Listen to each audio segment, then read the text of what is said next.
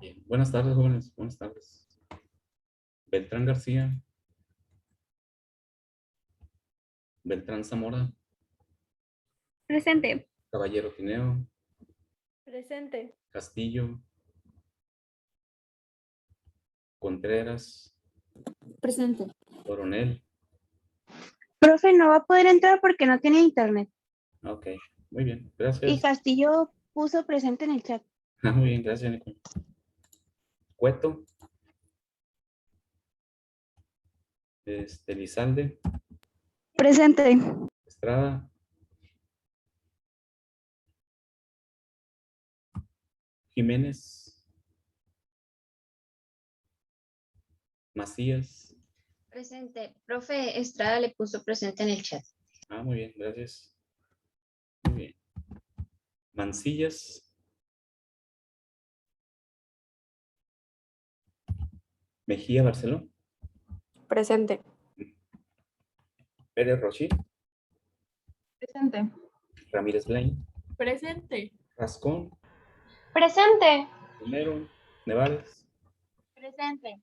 Romero Kiwis, Presente. Rosas Domínguez, Presente. Luis Martínez, Presente. Alex Rodríguez, Presente. Valenzuela Una Claudia, pendejada tanto. Presente. Valenzuela Jocobi, Villares Navarrete Presente. y Villegas Franco. Presente. Profe, creo que me brincó. ¿Otra vez? No, ahora sí dije Valenzuela, claro. No, Mungarro. Mungarro. Sí. Mungarro. Ok, presente. Muy bien, Mungarro. Sí. Ahora la cambié. A ver, ¿dónde estoy? Aquí estoy. Grabando. Bien, vamos a ir a la presentación del tema que estamos desarrollando. ¿Dónde está? Déjenme. Profe, ¿ya pasó lista? Sí. ¿Me puede poner asistencia? Claro, apellido. Valenzuela Jocobi. Venezuela, COVID. Ok. Gracias, profe. Vamos a ver.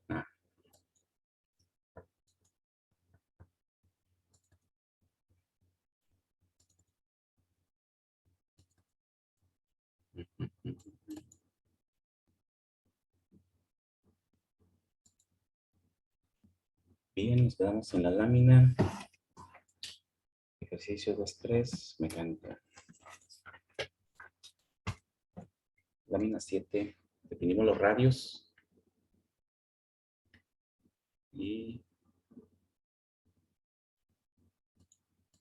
el radio y el diámetro. Y hablamos sobre... Déjenme pongo esto para poderlo ver. Hablamos sobre los flujos laminares y turbulentos dentro de un fluido a través de un canal. Y dijimos que establecimos el número de renos en función del radio hidráulico. Y ese radio hidráulico pues está en función del área transversal del canal, viéndolo de frente, como un tubo, ¿no? El área transversal, que suele ser trapezoidal o rectangular. Aunque también pueden ser cilíndricos, comentamos ayer, ¿no? Puede ser un ducto que no está cerrado, está abierto a la atmósfera, y a través de ese ducto circular, un tubote, pues, puede ir a la mitad de agua. Entonces también vamos a ver que hay unas fórmulas ya modificadas para la geometría del canal, ¿no? Del canal, que puede tener diferentes, ahorita vamos a ver diferentes geometrías. Entonces vimos cómo se modifica el número de reinos en función de ese radio hidráulico. Y vimos que no hay una relación dimensional directa como lo hay en las tuberías o en otras formas geométricas, donde pues la relación del diámetro pues es que el diámetro es un medio, el radio es un medio del diámetro, o el diámetro es 2 veces el radio, ¿no? Pues aquí no, por la relación matemática que se hace ahí entre la pared húmeda o lo que es la superficie mojada y las características del ducto, pues no hay una proporción así como en las otras figuras geométricas.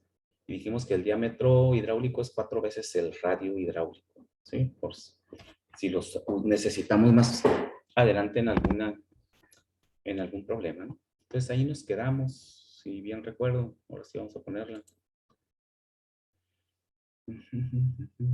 Vaya, compartir.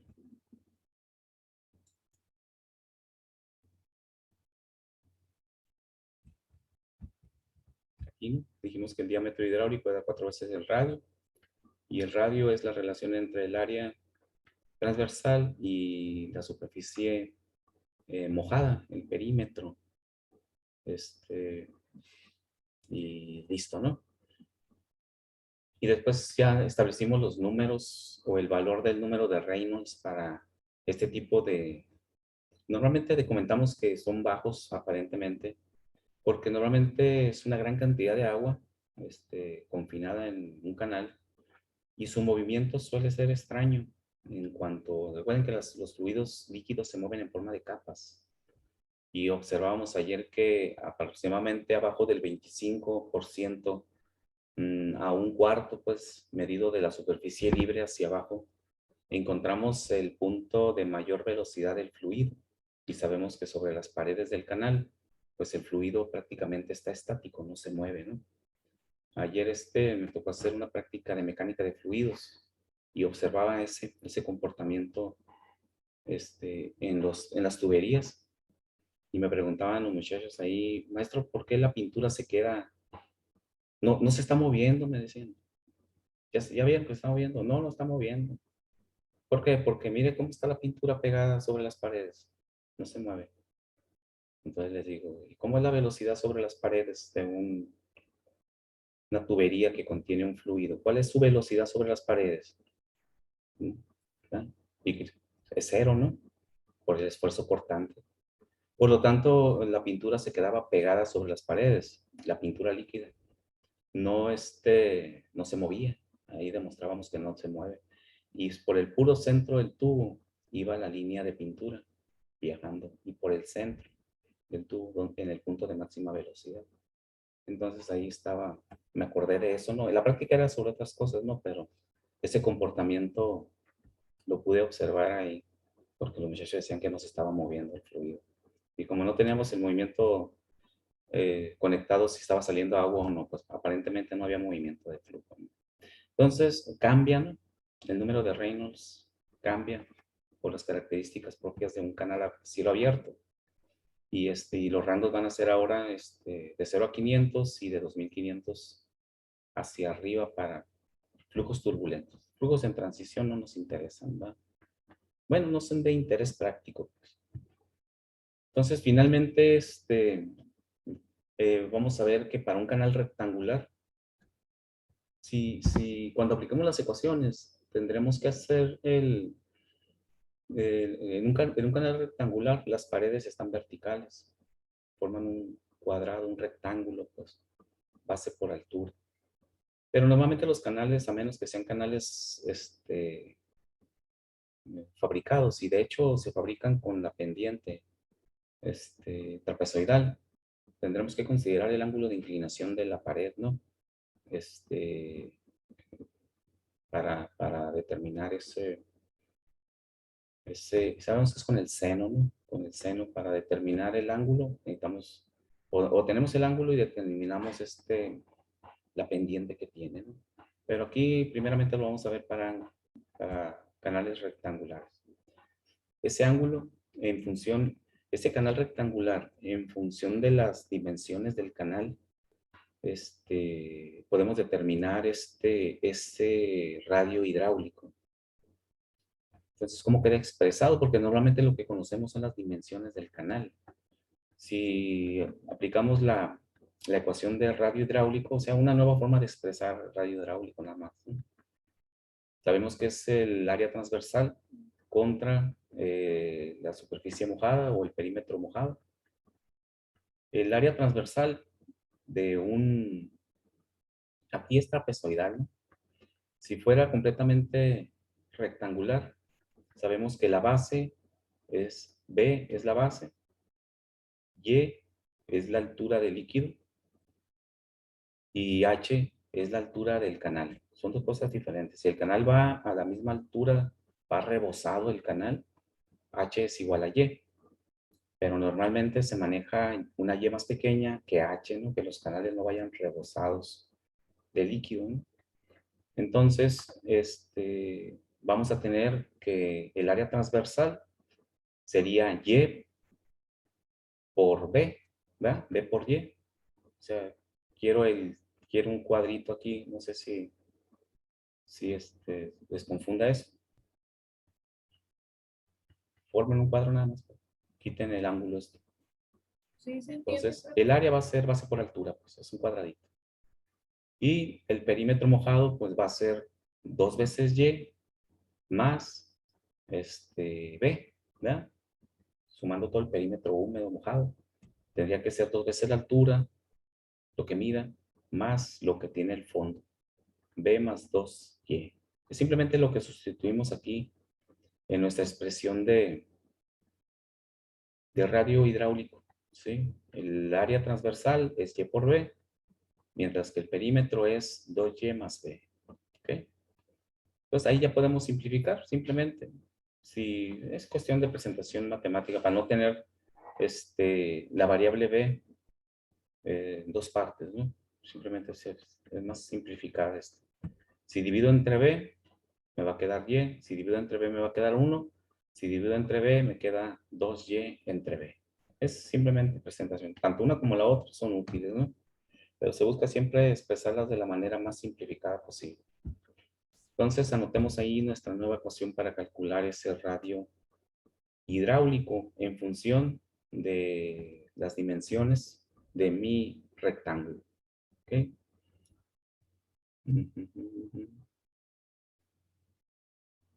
Aquí en esta expresión, si esta Y estuviera inclinada, tendríamos que dividir entre el seno del ángulo, ¿no?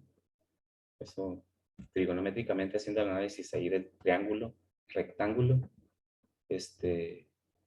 tendríamos que dividir entre el seno del ángulo. Aquí pues no se pone porque el seno del ángulo es 90 y eso es igual a 1, entonces 2y entre 1, pues la pared está completamente vertical. ¿Okay? Por si por ahí después aparece, ya saben por qué. Algo muy similar a lo que hacíamos con las superficies sumergidas con respecto al ángulo.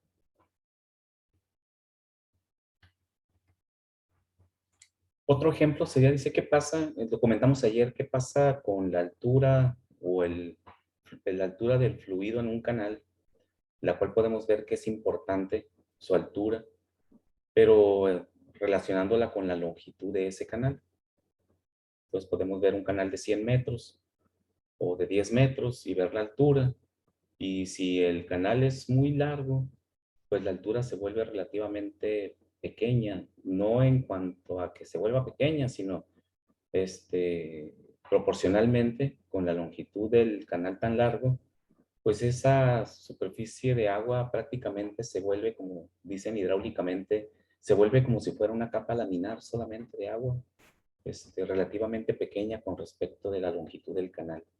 Cuando resolvemos problemas así de ese tipo, en donde la longitud es muy grande y por lo tanto impacta mucho en el resultado de las características de la longitud, se minimiza mucho el aspecto de el volumen del agua B por y se vuelve prácticamente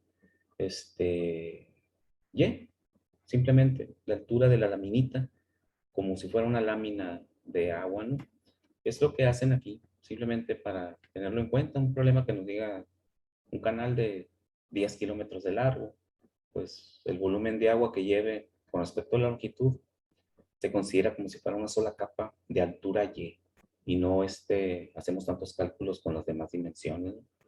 Es lo que hacemos aquí. Simplemente consideramos que esa altura es lo más determinante en esa capa de agua, pues, ¿sí? Entonces se nos vuelve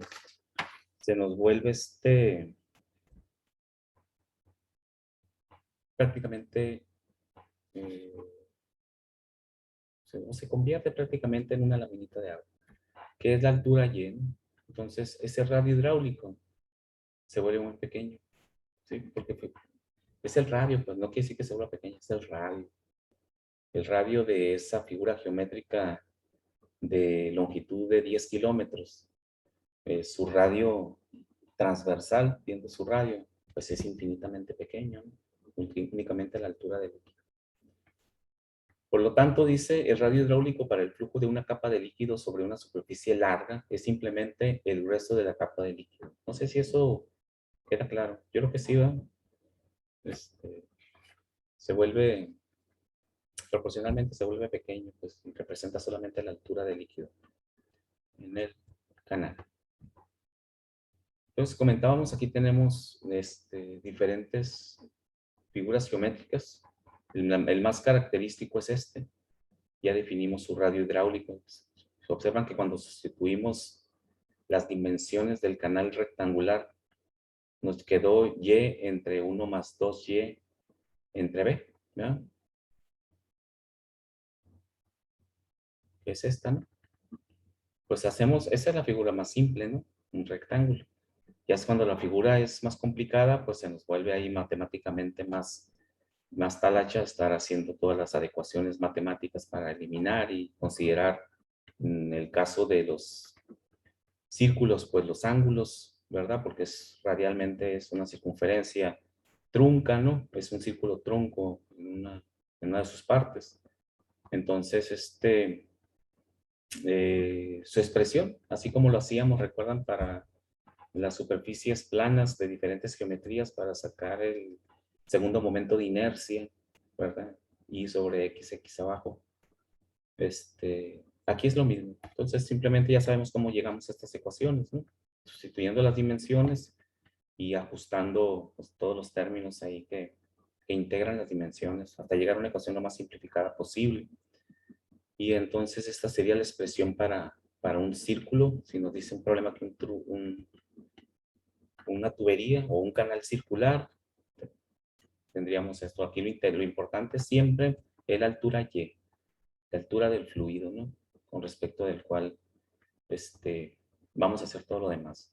Y aquí lo que les comentaba también, de hecho aquí ya lo traen entre seno de teta, ¿sí? Esto sí es claramente observable porque pues manejamos más que nada siempre paredes inclinadas y eso, ¿no? Entonces ya sabemos que es un triángulo rectángulo y se va a dividir entre seno de teta, ¿no? Y aquí, esta sería su modificación. Esta es la que ya definimos ahorita, paredes rectangulares. Y nos dice una película líquida de grosor Y. Sí, observan que únicamente queda la capa de agua, ¿no? No significa que dimensionalmente esa capa de agua sea pequeña, ¿no? Se ve así porque la longitud puede ser muy grande, ¿no? Aquí dice, no, Y es mucho más pequeña que B, ¿sí? Esta es la longitud. Estamos viendo transversalmente para apreciar la longitud, ¿no? Es como si el canal lo hiciéramos de repente así, lo estiráramos, ¿no? Entonces, simplemente nos queda la capa de agua. No sé si tengan alguna pregunta, jóvenes. No, profe. Anotando las fórmulas. Me imagino que sí va. Sí, profe. Muy bien.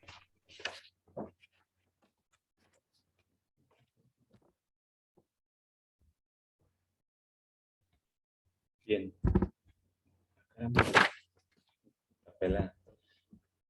Bien, vamos ahora a analizar cómo se mueve el fluido a lo largo de ese canal, ya que tenemos la forma de calcular su radio hidráulico, el cual vamos a requerir, no nada más para la cuestión del número de Reynolds y determinar el tipo de flujo que lleva ese canal, sino también para meter en otras ecuaciones de mediciones de flujo y velocidad, la llamada ecuación de Manning, en donde Manning viene siendo pues una forma de modificar el factor Fanny hacia que se mide mucho, se mide, ¿no? Se mide con la gráfica de Moody, se mide para tuberías circulares.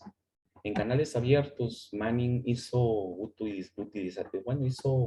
aprovechó ya lo pues, que se conoce como factor de fricción Fanning para tuberías y lo hizo unas modificaciones para poder llevarlo hacia las características especiales de los canales abiertos y determinó algunos coeficientes de Manning, factores Manning, y que están en una tabla que vamos a ver adelante y que la vamos a incluir dentro de las ecuaciones de velocidad y de velocidad lineal y de flujo volumétrico para un canal a cielo abierto. ¿Qué nos interesa conocer de ese canal a cielo abierto? Pues nos interesa conocer la carga volumétrica que lleve. Esa carga volumétrica va a adquirir una cierta velocidad, o sea, un determinado flujo volumétrico con respecto de un ángulo de inclinación. Si el ángulo de inclinación, como se ve ahí, ¿no? en el diagrama, si tenemos un ángulo de inclinación prácticamente cero, recuerden que definimos que esos fluidos se consideran como que están estacionarios. Prácticamente su velocidad es mínima en caso de que la tengan, ¿verdad? Porque si está completamente horizontal el ángulo, pues no tiene razón de fluir. Recuerden que únicamente el flujo de un fluido en canal abierto está relacionado directamente con dos características, ¿no? La fuerza gravitacional y la fricción, las características o la rugosidad de las paredes del canal, ¿no? Únicamente, es todo lo que afecta. Aquí no podemos, o no es práctico, ¿no? Es impráctico tratar de decir a mover mi fluido, lo voy a bombear, pues para ese caso mejor lo metemos dentro de una tubería y se hace lo que se hace ahorita con el acueducto, ¿no? Tan cuestionado, ¿no? Pues ahí sí, meten en una tubería el fluido, pero el fluido va completamente lleno, la tubería, y ahí sí podemos aplicar una fuerza, ¿no? A través del bombeo. Aquí no, aquí se va a mover únicamente en función de la pendiente, ¿sí? Entonces tenemos que el fluido fluye dependiendo de la pendiente. Si la pendiente es baja, puede llevar un movimiento lento el fluido, ¿sí? Pero si la pendiente es muy alta, entonces empieza a mover el fluido en forma extraña cuando la pendiente es muy grande. Es como, no, es como si, no sé, hemos observado luego físicamente, ¿no? Cuando tenemos, si ponemos apiladas, no sé, muchas tarjetas, así como si fueran las tarjetas de cartas para jugar, las tarjetas, las cartas de juego, y las apilamos así mucho, o simplemente muchas hojas apiladas así, pues, y las agarramos y esa pila de capas apiladas, de hojas apiladas, empezamos a darles un ángulo de inclinación, ¿sí? Que observamos cómo se comporta el movimiento de las hojas si empiezo a inclinar el a darle un ángulo de inclinación a esa altura de cierta cantidad de hojas. ¿Qué observamos en ellos? ¿Qué observaríamos? ¿Cómo se moverían? Se caen primero las de arriba.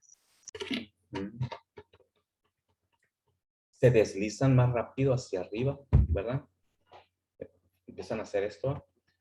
Las de arriba se van más hacia adelante y las de abajo se van más lento, ¿verdad?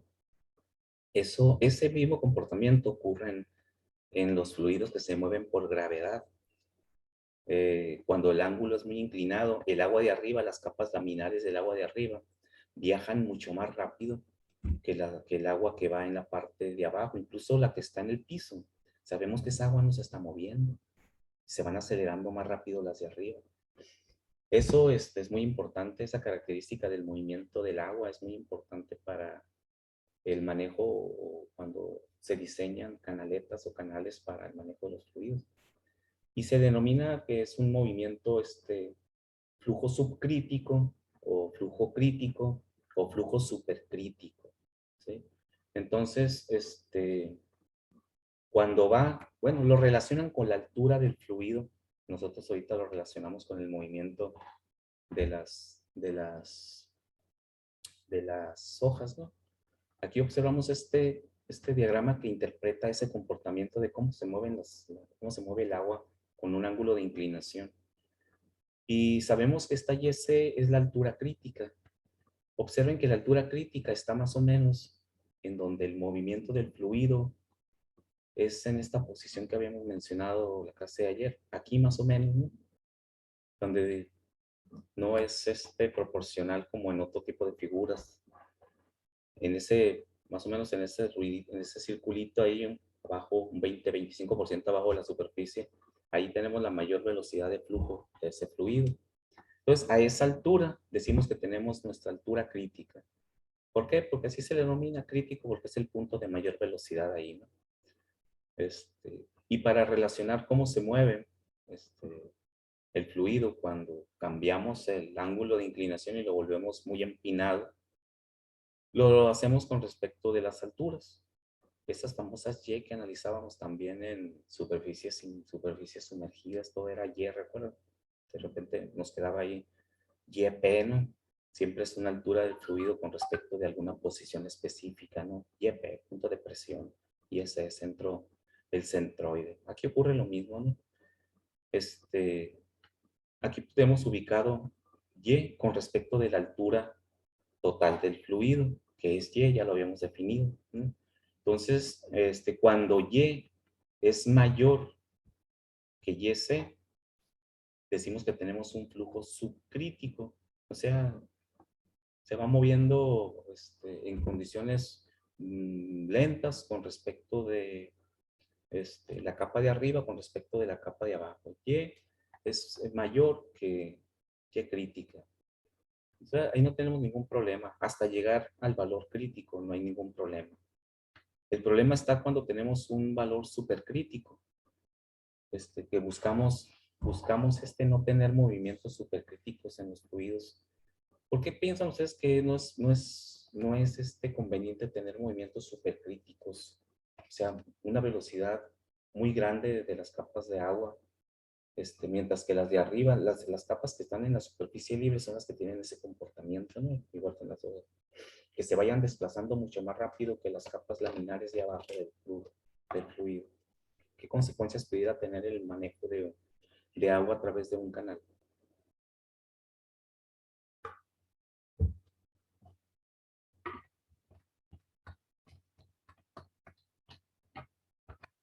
Recuerden que el agua es energía. ¿Sí? La carga hidráulica es energía, ¿no? ¿Qué pudiera pasar? De hecho, en forma de diseño normal siempre trabajamos hasta niveles de diseño críticos o por abajo, subcríticos o críticos, donde decimos que tenemos movimientos uniformes del fluido. Ya en condiciones supercríticas, ya genera problemas pues no se diseña así, no vamos a manejar un fluido de esa forma, ¿no?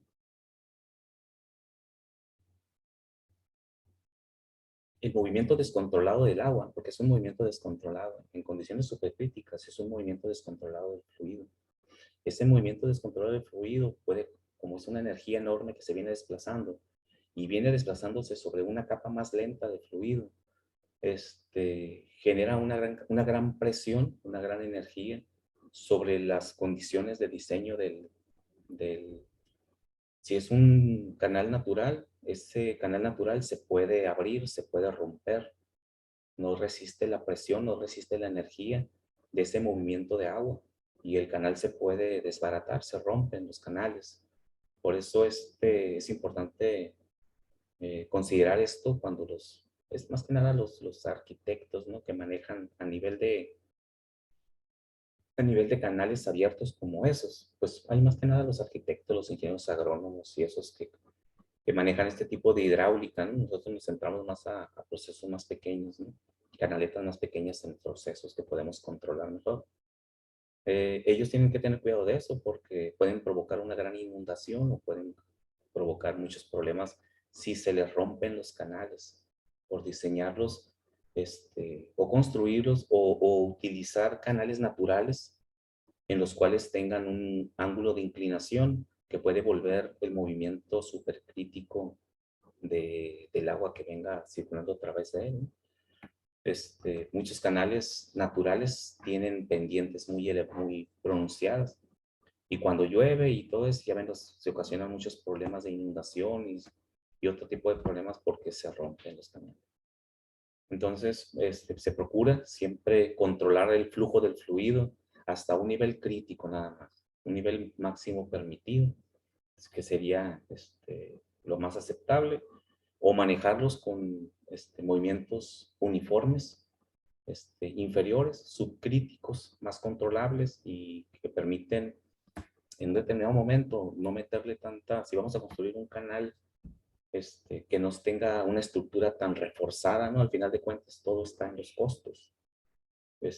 Podemos construir un canal artificial muy de proporciones y características muy resistentes, pero va a ser un canal muy caro, muy costoso, y que pues siempre se busca diseñar sobre tanto los aspectos de manejo del fluido como los aspectos de costo de ese manejo.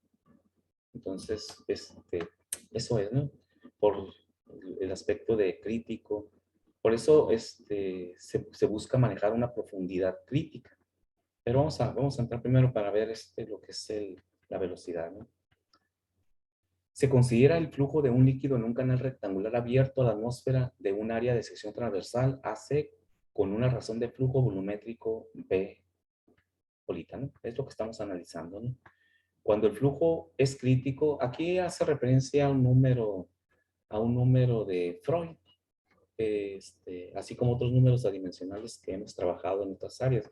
Hay como 800 números adimensionales, ¿no? Específicamente para todas las áreas del conocimiento que existen.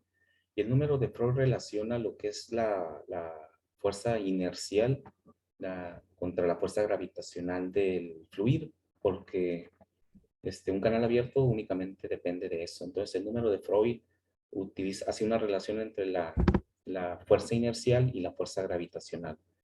Y entonces también tiene, al igual que el número de Reynolds, tiene sus valores para determinar o definir cómo se está controlando el flujo de ese canal abierto. Entonces, cuando el flujo es crítico, dice, o sea, máximo crítico, el número de Freud es igual a 1. ¿Sí? Como dato, no vamos a calcular el número de Freud, simplemente informativo, ¿no? Es el soporte del por qué determinan las características críticas, ¿no? Y dice, y la velocidad promedio de flujo esa es la fórmula de velocidad, la raíz cuadrada de la gravedad por la altura. Observemos que no es otra cosa más que la velocidad lineal de un flujo volumétrico en función de la gravedad y la altura que lleve ese cuerpo de agua, ¿no? Donde Y, faltó ahí, ¿no? Es la profundidad crítica. Note que la profundidad puede expresarse y ahí tenemos cómo podemos expresar entonces la profundidad crítica, despejándola. Ahorita adelante va a salir la ecuación de donde despejamos esta, ¿no? Que es la ecuación de Manning, ¿no? En forma general, esa profundidad crítica está en función del volumen, del flujo volumétrico entre la gravedad y la sección transversal de ese canal. Entonces, realmente aquí podemos observar que puedo yo despejar de aquí el flujo volumétrico. El flujo volumétrico sería igual a la profundidad que lleve máximo su profundidad crítica multiplicado por la gravedad por el área transversal, y ya le saco raíz cuadrada a eso y puedo despejar el flujo volumétrico de un fluido en función de su profundidad crítica hasta ese nivel máximo de profundidad crítica. Y esta es una ecuación general. Si hacemos la sustitución de las dimensiones de un canal rectangular, que sabemos que es A de altura, B por Y de altura, y sustituimos igual que como lo hicimos para cuando sacamos el radio hidráulico, nos queda la profundidad crítica es igual al flujo volumétrico entre la gravedad por B al cuadrado. B es la parte del fondo del canal, ¿no? Elevado a la 1/3, haciendo ahí las sustituciones similares a las que hicimos hace rato. Entonces tenemos dos ecuaciones para calcular en un canal esa profundidad crítica. Sí, normalmente vamos a trabajar con profundidades normales, tiene, pero igual que como le hacíamos con las placas sumergidas, encontrábamos primero un punto y después ya encontrábamos el otro, ¿no? Profundidad crítica, en forma general y específicamente para una canaleta o un canal rectangular.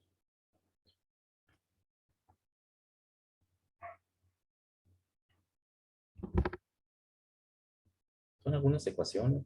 Digo, no son muchas, lo que pasa es que hay que relacionar muchas propiedades que estamos acostumbrados a manejar en tuberías circulares, en procesos a través de ductos o tuberías. Y son las mismas que trabajamos aquí, pero se consideran otras propiedades propias del fluido a cielo abierto. Entonces ya quedamos que el flujo volumétrico, o no sé si lo habíamos definido ya, flujo volumétrico va a ser igual al área de sección transversal por la velocidad que lleve el fluido en un canal. ¿Sí? ¿Cómo calculo la velocidad? ¿Cómo calculamos la velocidad? ¿Cuál es la ecuación para calcular la velocidad de un fluido en canal abierto?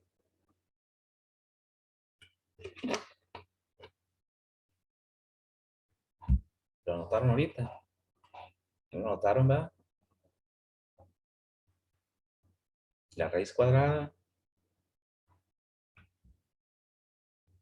¿Ven? De la velocidad es la raíz cuadrada por la YC.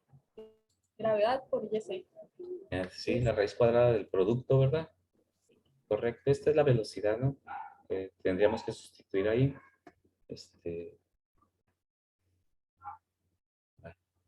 Cerrar esto. Aquí está, ¿verdad? Podemos definir esa altura crítica, que normalmente va a ser una altura normal. En los problemas dicen la altura Y la consideramos como una altura normal. La gravedad y la raíz cuadrada. Si la sustituyo aquí, puedo encontrar el flujo volumétrico que transporta ese canal, ¿no? Aquí está lo de Y. Dice, la profundidad del flujo en flujos uniformes se llama profundidad normal. Un flujo uniforme, ¿sí? Sabemos que lo podemos llevar hasta YC, ¿no? Y a la velocidad promedio del flujo, velocidad de flujo uniforme, V bolita, ¿no? Para empezarlos a diferenciar. Podemos tener una velocidad crítica o podemos tener una velocidad de flujo normal por abajo del punto crítico, V bolita. En el caso, dice, de un flujo en canal abierto, dependiente ese, bueno, aquí vamos a analizar qué pasa con este diagrama. Tiene muchos datos como otros que hemos analizado. Entonces, vamos a analizar en forma así concreta lo que nos interesa, ¿no? Este es el canal que está inclinado, ¿no? Pues, normalmente siempre se maneja una inclinación, si no, pues no fuera un canal, el agua no puede fluir. Por lo tanto, podemos establecer una pendiente con respecto de la horizontal. Esa pendiente es este ángulo, ¿sí? Es el mismo a lo largo de todo el canal, se supone, ¿sí? Si no, el fluido fuera agarrando diferentes velocidades a lo largo de la trayectoria, ¿no? Entonces, se supone que es una pendiente normal. Ese bolita, ese sub-cero, se le conoce como la pendiente, ¿sí? Y la pendiente, pues, es la tangente del ángulo, que está aquí. Si hacemos ahí la relación entre qué conocemos esta altura, ¿verdad? Conocemos esta longitud, con la tangente de esos datos podemos sacar ese ángulo, ¿sí? Este es un triángulo rectángulo, si se dan cuenta, ¿no? Porque no conocemos la hipotenusa. Pues cuando conocemos los dos catetos, sabemos que es la tangente, la que relaciona los dos catetos. Por lo tanto, la pendiente de un canal la puedo calcular con la tangente de teta. Y la tangente de teta, pues es la relación entre los catetos, que siempre puedo conocer esos datos, ¿no? Ahora, se le denomina carga, la carga, ¿verdad? Y lo interpretamos muy fácilmente. Si tiene cierta pendiente, ese bolita, mientras más pendiente tenga, pues mayor va a ser la carga de fluido que se va a mover con respecto del tiempo, ¿verdad? Lógicamente. Si está poco, viaja a baja velocidad. Si está mucho, se va de golpe, ¿no? Y podríamos traer movimientos supercríticos ahí, ¿no? Entonces, a eso se denomina carga. ¿Sí? Por lo tanto, la pérdida de carga, que también pudiera ser la ganancia de carga, si lo vemos desde el otro punto de vista, ¿no? Es igual a la pérdida de elevación. Mientras menos elevación tenga, pierdo carga hidráulica lineal con respecto del movimiento del canal. También lo podemos ver del otro punto de vista. Ganancia de carga, pues sería ganancia de elevación o una mayor pendiente. Simplemente es eso, ¿no? Esa pérdida de carga, que lo analizan desde el punto de pérdida, simplemente, pues es igual, dice, a la diferencia de altura que hay, viene siendo la pendiente, pues. Si esta altura, Z2 menos, o Z1 para que sea positivo, menos Z2 me va a dar la altura, esa misma altura que utilizo para sacar la pendiente, ¿no? Porque vendría siendo el cateto opuesto en este triangulito. Esa pérdida de carga dice que va a ser la pendiente por la longitud o la diferencia de alturas Z2 menos Z1. Nada más. ¿Sí? Si Z2 menos Z1 se hace pequeño, esto es una pérdida de carga. Casi llega a la horizontal, ¿no? Si se igualan las dos alturas, se denomina pérdida de carga porque pues, ya no se va a mover el fluido. Pero también lo puedo calcular como Z2 menos Z1, este triángulo, está en función de la pendiente. Pues la pérdida de carga también es la pendiente que tenga con respecto de la longitud. La longitud aquí es X2 menos X1, ¿no? ¿Sí? O sea, con respecto del cateto resultante, pues, lo puedo expresar de dos formas. Con respecto de la inclinación, la pendiente por la longitud, o con la altura de los catetos, que en este caso es el cateto opuesto. Eso es simplemente. Entonces tenemos una expresión que nos permite calcular la carga o la pérdida de carga en función de la pendiente multiplicada por la longitud o simplemente por la diferencia de elevación. ¿Sí? Esa elevación. Y hay que anotar esta ecuacióncita que tenemos ahí. Pero dice, pues para expresarlo de una manera más práctica, ¿no? En el caso de flujo, dice, en canal abierto de pendiente S, ya dijimos que la pendiente, y sección transversal AC, para llevar ese criterio de carga hidráulica, ¿verdad? Porque al final de cuentas es el criterio de carga hidráulica. Al contexto de las dimensiones del canal, pues lo vamos a relacionar con las características del canal, con su sección transversal y luego la pendiente que tenga ese canal de sección transversal AC. Y vamos a meter ahora el factor Fanning, porque entonces aquí podemos observar que la velocidad también depende del factor Fanning, es decir, del coeficiente de fricción. Entonces dice, se alcanza la velocidad final y en consecuencia el flujo uniforme se establece cuando la pérdida de la carga se iguala a la caída de elevación, ¿verdad? Y es lo que tenemos aquí. Pérdida de la carga está igualada a la pérdida de elevación. La pérdida de carga es HL, pues. La pérdida de elevación, pues va a ser Z1 menos Z2, ¿eh? Lógico.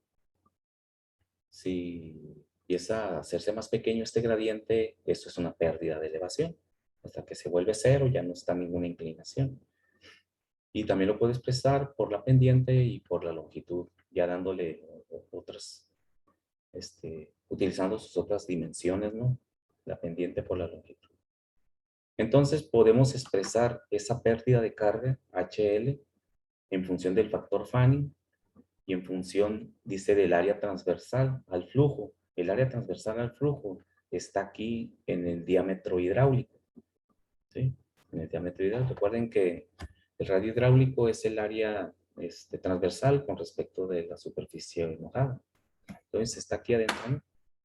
Esta sería nuestra expresión para calcular nuestra carga, nuestra pérdida de carga con respecto, utilizando ese factor Fanning. Ese factor Fanning lo podemos leer en el diagrama de Moody. Recuerden que para leer el diagrama de Moody necesitamos las características de la superficie, en este caso del canal va a ser, o sea, la rugosidad que tenga, para poder establecerle un factor de fricción, un factor ahí de un coeficiente de rugosidad que conocíamos, y poder dividir el diámetro entre el coeficiente entre el diámetro, y poder utilizar la gráfica para leer con el número de Reynolds el factor Fanny. Entonces, vamos a volver a usar esa gráfica. No sé si aquí están. La gráfica que ya hemos utilizado, nada más que esta está más. Aquella que usamos en fenómenos de transporte estaba más, así, de menor calidad, ¿no? Y esta pues esta la tienen aquí en el Sángel. Y está muy clarita, ¿no? Pero es el mismo concepto para calcular ese factor Fanning, ¿no? Aquí tenemos el tipo de material, que es el que tendría el recubrimiento de nuestro canal. Recuerden que no, este tipo de análisis hidráulico inicial se hace mucho desde el punto de vista de construcción de canales a cielo abierto. Pues. Puede ser útil, y de hecho lo es para los ingenieros ambientales, porque luego tenemos que transportar fluidos o cuerpos de agua. Tenemos que transportarlo de las plantas de tratamiento hacia los drenes, o de los drenes o de las plantas de proceso donde se están generando a través de un canal abierto, un dren, y llevarlo a una laguna de oxidación, por ejemplo. Y pues no se vale nomás hacer una zanja en el suelo y a ver si fluye el fluido, y a ver si nos aguanta nuestro canal que estamos construyendo, ¿no? A lo mejor se nos empieza a rebosar o se nos revienta. Es la palabra que buscaba ahorita, que se utiliza. Se revienta el canal porque no lo diseñamos de la manera adecuada, en función del flujo volumétrico que va a llevar, la pendiente que va a tener ese canal, y las características del fluido. Y resulta que nos metemos en problemas. Por eso es que se incluye dentro del estudio de mecánica de los ingenieros ambientales. En otras áreas del conocimiento no incluyen esta parte, ¿no? Esta parte yo nomás la he visto yo nomás la he visto que se incluye en los ingenieros civiles, en los ingenieros agrónomos y en los ingenieros ambientales. Ahí nada más incluye esta unidad de competencia. Muy bien, ¿alguna pregunta, jóvenes? De lo que hemos estado platicando, las ecuacioncitas que hemos empezado a definir. Debemos familiarizarnos con el comportamiento del fluido. Estamos muy familiarizados del otro estilo, con el fluido a través de un canal abierto, ¿no? Pero vamos a estar definiendo las ecuaciones y verán que es muy, es muy simple su aplicación. Es más, las deducciones, muchas de estas ecuaciones son empíricas, ¿no? La mayoría de ellas son empíricas. Como luego me decían, o luego yo comentaba, el ingeniero se prepara tanto con tanta ciencia exacta y termina aplicando ecuaciones empíricas. Pero así es, ¿no? Así es la formación. Muy bien. Si no hay dudas, jóvenes, continuamos. Ya la próxima clase establecemos la ecuación de Fanning, la ecuación, perdón, de Manning, para utilizar poder calcular el flujo volumétrico, ya considerando las características de diseño y las propiedades del líquido, y el factor de fricción que ejercen las paredes de un canal a cielo abierto. Y pues continuamos la próxima clase. Sería la próxima semana, ¿no? Maestro, Sí, yo tengo una duda con el examen de mañana. sí, ¿De qué materia es? Porque me confundí con las materias. es mecánica de fluidos. Anden. Es mecánica de fluidos. Ah, ok. Sí. Sí, el de fenómenos, quedamos que lo íbamos a aplicar, bueno, que vimos la fecha, que lo mandamos hasta qué día. Sí, Hasta el de otro viernes, noviembre. creo. Sí, sí, correcto, hasta el otro viernes, ¿verdad? Que vimos que se atravesaba pues no sé por qué lo movimos hasta que se fue hasta el otro viernes. Ya no me acuerdo muy bien, pero ahí quedó. Sí, mañana es mecánica, y la próxima semana, el viernes de la otra semana, evaluamos la segunda parte de lo que es convección y radiación de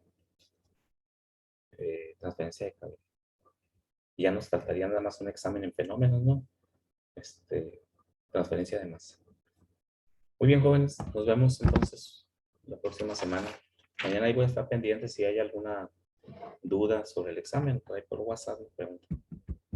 Gracias, profe. Nos vemos, Gracias, cuídense. profe. Bye. Gracias, profe. De nada, Nicole, nos vemos.